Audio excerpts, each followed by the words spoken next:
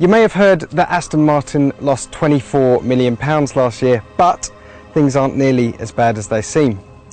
To start with, it's secured £150 million of outside investment. It's also signed an agreement with AMG to use its V8 engines in the future, and once again it's been voted the coolest brand in the world, however that's judged. Oh, and it's about to introduce this stunning thing at the very top of its range.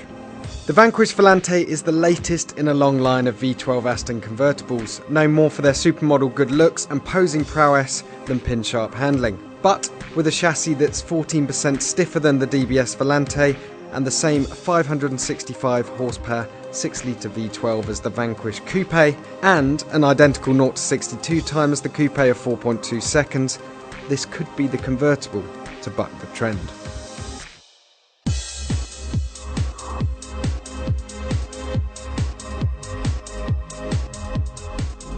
First things first, I just want to apologise for the background noise, but I've got the roof down and I'm not about to put it up. Why? Because we're here in sunny Palm Springs in California. This has to be one of the most beautiful Aston Martins ever made. You have to say the designers have done a fantastic job with this thing.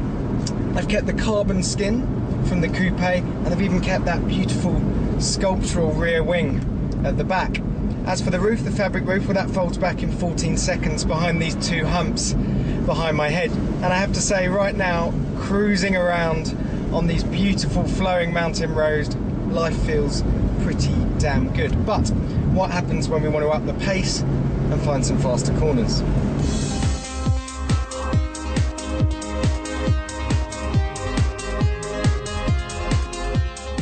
Well, I'll start with the bad news. Because they've had to strengthen the body, particularly around the seals, it actually weighs 100 kilos more than the coupe.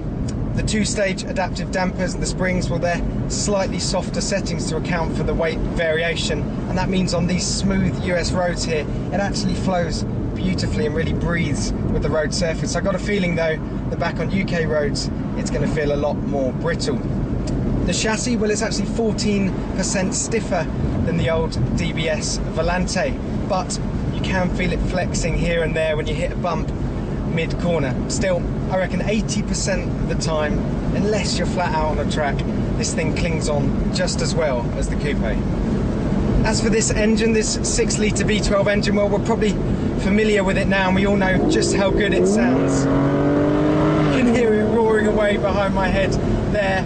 And if I'm honest, once you let it rev out, there is huge performance on offer, but being hypercritical, the performance is effortless rather than explosive. It's a lot more like the Bentley Continental GT than, say, the Ferrari F12. So, as you might expect, this car is utterly gorgeous, but not the sharpest tool in Aston's box.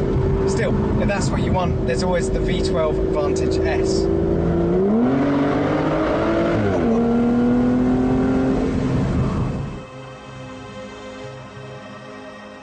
There are those that are crying out for Aston to replace its entire range and introduce an SUV, and those cars will come. But for now, it's still producing some absolutely exceptional cars. It's hard not to be seduced by the glamour of the Vanquish Volante, and for the most part, it drives just as well and feels just as stiff as the coupe. The big question though, is it worth £200,000? Well, for something that looks this good, I'd have to say yes.